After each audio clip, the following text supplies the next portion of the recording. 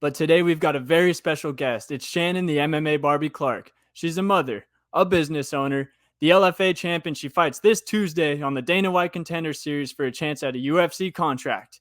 Here is Shannon, the MMA Barbie Clark. How do you how do you manage all that? How do you go about all this? Like, what do your days look like? Most days I get up in the morning and train, and then I get home and get the kids up ready for daycare, get ready for work, go to work, take a lunch break, go do some training, workout, something, cardio, go back to work, finish, and then go home, and then either put my kids, if they have like soccer or sports, I'll do that, or sometimes they'll come and work out with me, or we'll play or do something, and then when they go to bed, I'll finish my cardio or workout or training if I have to, and try and get some house chores done, and then go to bed. Basically every day. Yeah, it's a lot. It's been a long fight camp, and it's, I mean, exciting and scary that it's coming to an end. It's all like a lot of feelings, but at the same time, it's just like, oh God, it's been a long time of like not seeing my friends as much as I want to, or not having the freedom that it's like, no, I need to do this. Whereas, I mean, if you're not in fight camp, you could be like, no, I don't need to do so many hours a day. I can get away with a little bit less. So yeah, it's been a lot. Sorry, we might be lagging a little. All right. So when do you go out to Vegas for the Contender Series? That's a different story. I believe I'm leaving Thursday now. There was stuff about my medicals that wasn't, that I can't get here, and they're just like, no, we need it. And I was like, well, they needed me to get certain things that I just don't have access to here. So now they're flying me out early. I was supposed to go Saturday, but now I'm going Thursday, getting the stuff done Friday there. And then, yeah, I'm there for the week, I guess. Have you ever been to Vegas or no? Oh yeah. Yeah. No, my dad's been there a lot. So growing up, he would take us once in a while. And then I was there in June, this past June, a couple months ago, doing the media stuff there. So it was actually perfect. Yeah, it's perfect timing. We got there. We spent 3 full days there, which was like half a day was media. And then the rest of it was like a vacation, because the day we got back was actually the start of fight camp for me. So it was a nice like little mini vacation away from the kids into a fight camp. Yeah, it was perfect. That's nice. Was there anything fun that you did in Vegas on the mini vacation?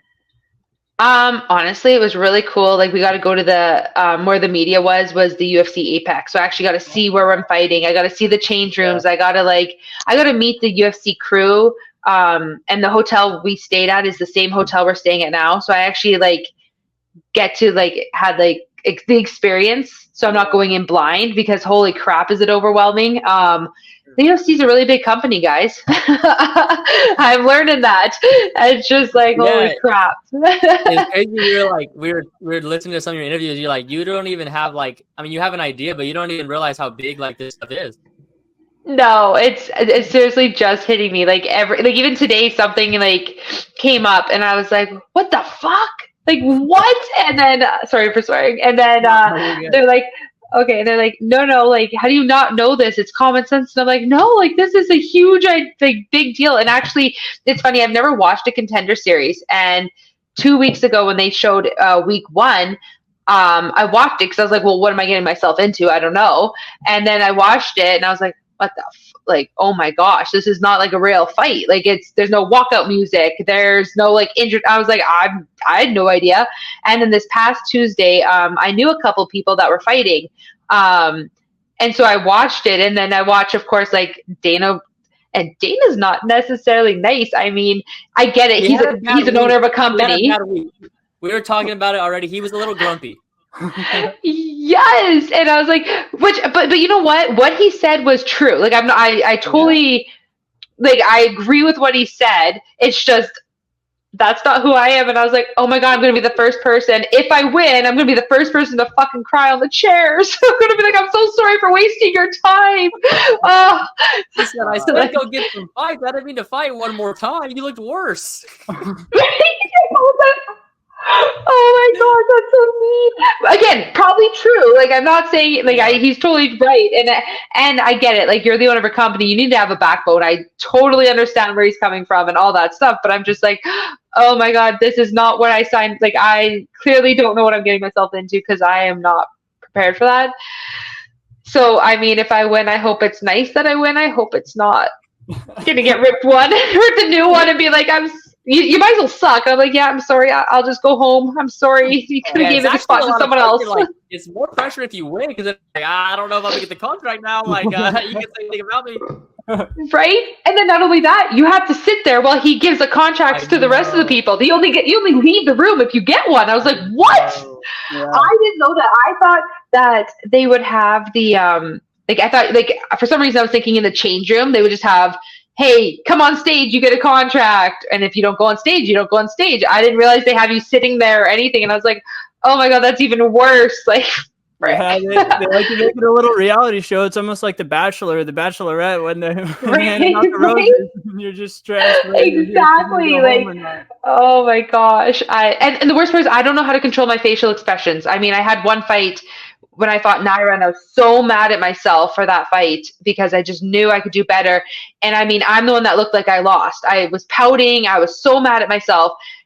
And everyone's texting me, be like, hey, like, you know, you're the one that won, right?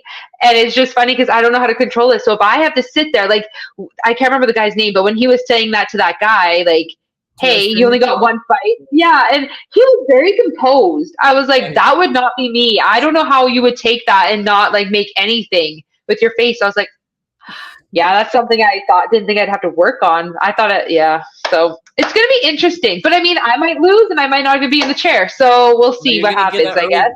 You're going to get an early finish. It's going to be no doubt. You know you're going to get the contract. That's what it's going to be. I don't know. That first guy that I don't know his name, he got a contract, but I mean, he wasn't very nice about his things that he said about the guy either. But at the end, he was like, here's a contract. And I was like, oh, because I thought yeah. So, I mean, really, he could be like, you suck, but we actually need you to come in so you can lose to someone else. So here's a contract. I don't know. Yeah. He could say anything. Yeah. Sometimes it almost feels like Dana's just in a certain mood. Like some nights he'll be so happy and all jolly, and he'll be like, "Oh, he's such amazing fights. This is what Tuesdays are all about."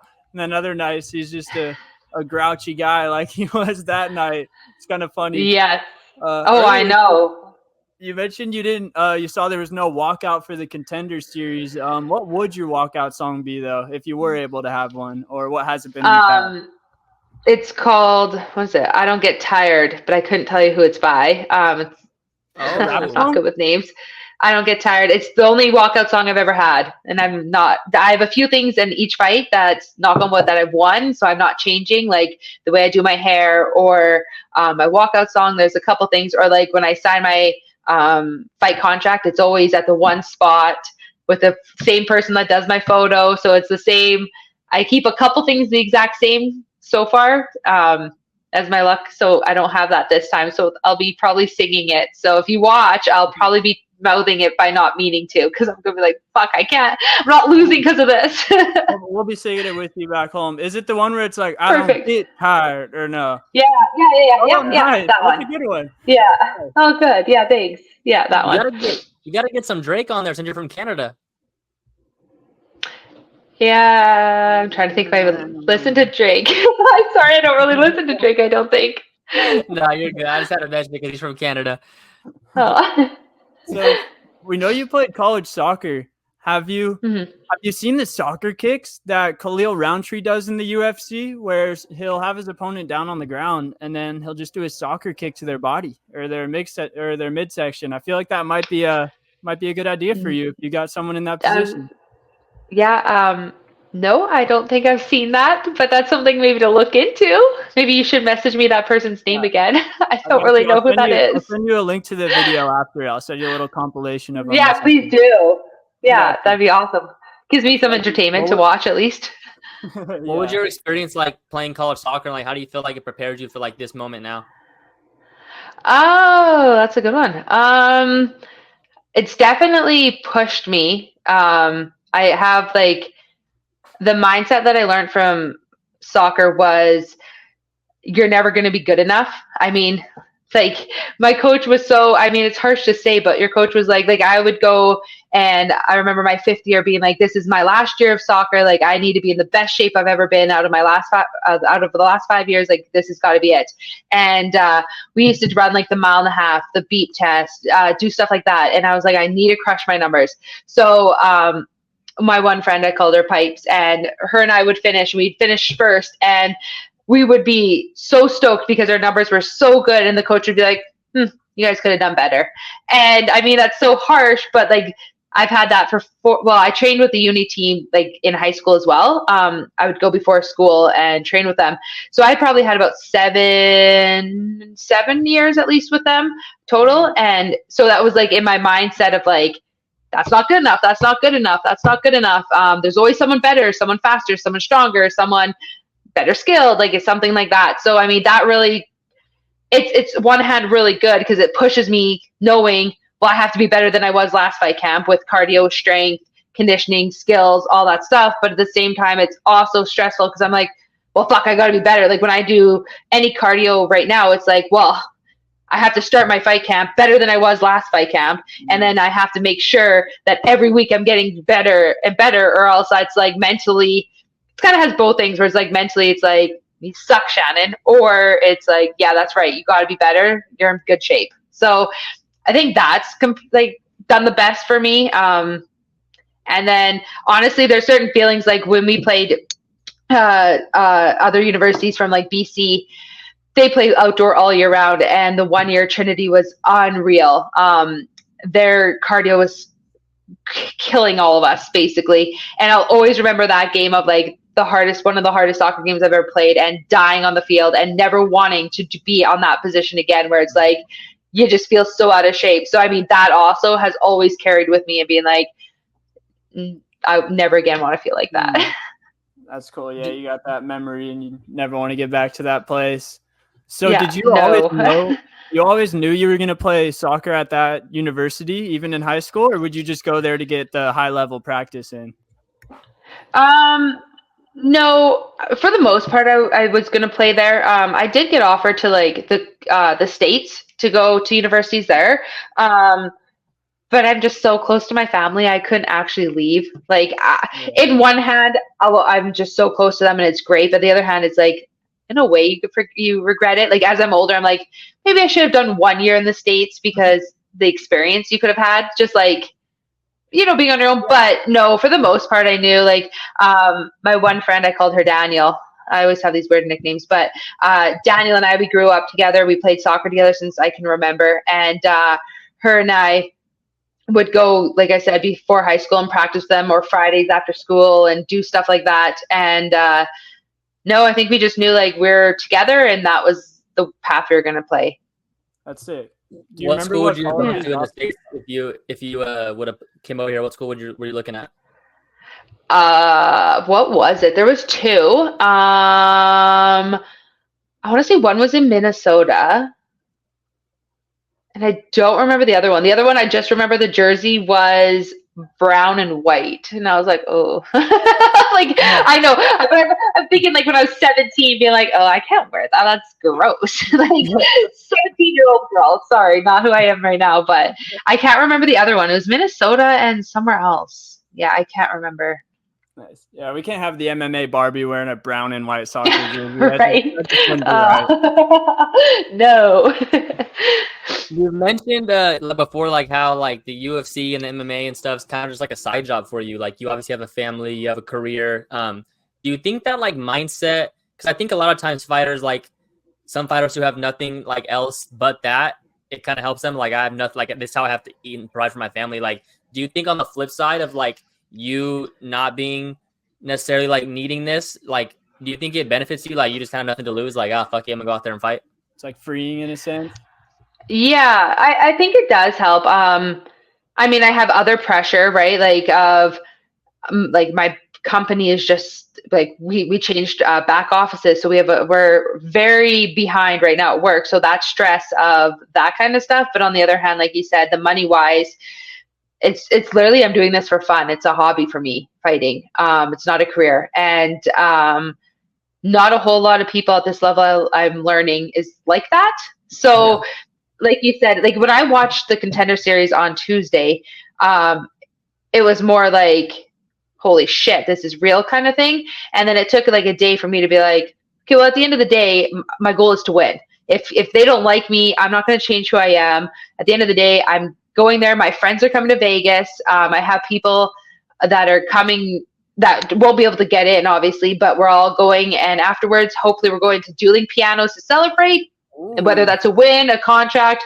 Yeah, we're going Dueling Pianos. My one best friend, Mel, she hasn't missed a fight, and her and her husband, and they're coming. And that's something I've always wanted to do with her. Is she's very, very loud. She'll actually be there. So if you watch, it'll be the loudest person in the crowd. She'll probably get kicked out. She's gonna get kicked out. Like I'm kind of scared for that. Hopefully Dana's gonna. Yeah. Pardon? She's just got to be quiet until you fight, so she could be there to watch you, and that's all that matters. Yeah, exactly right. Luckily, I don't think they sell booze there, so that's actually probably good. She'll have to go sober.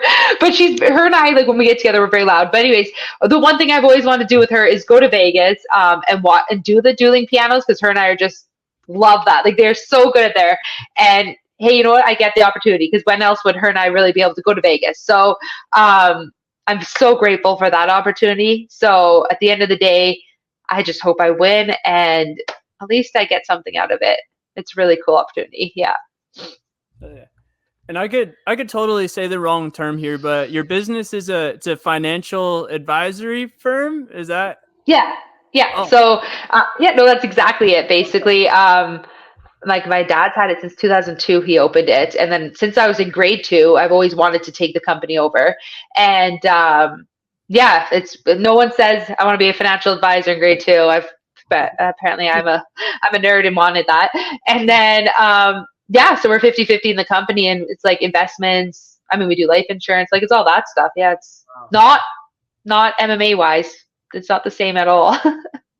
Yeah. I don't know how many MMA fighters are financial advisors. Right. I've learned that too. That's very different. So do you even need like somebody to read over your contracts, or do you just read all those over and you're like, I know, I understand all this? Yeah, I've basically done it so far and can understand it. So yes. Nice, that's nice. Mm-hmm.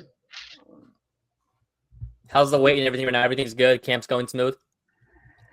Yeah. It's probably one of the longest ones I've had. Let me tell you, my dieting, I'm starting to get to the point where I'm like, okay, I would like something to eat. So after that fight, you'll see me getting food. I'm really excited for desserts. But no, it's been good. I've been working really hard, and there's a lot of boys showing up for me. And yeah, I'm very grateful for all of them. And I heard you mention it's hard to find girls training partners with in your region right now. So have you been able to get anyone out there? Or are you just training against the guys mainly? There was a girl named Maria. She was from BC, went to Croz's Pass, went to the States. She's kind of like moving all over. Right now she's in Edmonton.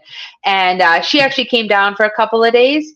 So I got to train with her. She's fighting, oh gosh, I know, Invicta. That's the all women's thing, right?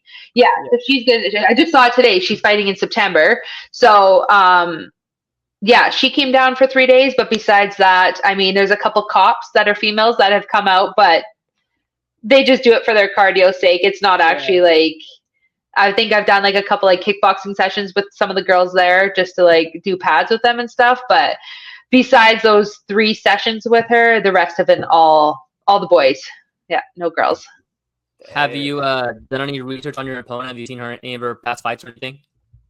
Yeah, we watched her last one because I got told the day before that fight, I believe it was, that's my opponent if she wins. So obviously we're going to watch that one because we want to know if that was going to be our opponent or not. But besides that, I just know that there was no recent fights of hers. So I didn't watch her previous ones because those are years ago and that means nothing, right? Like you change so much in years. Yeah. And I don't really remember. I remember like little bits and parts of that fight, but I actually don't remember a lot of it anymore. Because that was I don't know when she fought, but I want to say that was like back in April or May, June. I don't know. Like I'd say April or May. I think she fought. So that was so long ago that I don't really remember a whole lot about that. I do know that she's won every fight. She's 5-0. I don't believe it's gone to decision. And I think most of them have all been stand up. So she's a stand up girl. Nice. Maybe another bulldog choke, something like that. If I get lucky. That was so crazy. No shit. Like, and I'll tell you this because I know you probably like won't recall, but like as far as the UFC history, not many people have pulled off the bulldog choke. Yeah, I learned that after I did that because I didn't know that was a big deal, and then I learned afterwards when it went all like, what is it called, like all over social media, and it like blew up, and I was like, I didn't understand that was the thing, and like I just thought it was a regular choke. That's a big time. Yeah, I learned that, so I was like, oh, okay, so that was cool, but yeah, I don't know if I'd be able to get it again. I mean, I can only hope, but she should probably see it for practice it. I would assume she would have. Yeah, but no, it's not. She doesn't want to get in that and pee herself like the last lady. Yeah, no, I don't think so. Although if I got that probably would have got me a contract had that fight been this one. Oh, for sure, you're for sure getting it. Yeah. Dana has nothing mean to say if you pull off another bulldog choke. Right? Shit, that's what I should be thinking about. Don't want to get yelled at? Do it. Yeah. I feel like one thing I've picked up from just watching your interviews and talking to you is that something that's gotten you to this point, while MMA may be your side job, you know, obviously you've got more important things in life. I think you have an extremely amazing work ethic and a lot of talent, and that can get you a long ways in this sport. So I'm really excited to see what you do in this fight and the next fight as well. And we are Shannon Clark fans now, and we'll be preaching your name on here. Thank you for your time. Thank you so much, you guys. Thank you so much. I appreciate it. Welcome. Thank you for giving us your time. You're much busier than us, so we appreciate you taking time out of your busy schedule. No, thank you so much. Anytime. I really appreciate it, guys. Awesome. Thank you. Good luck. Thank you.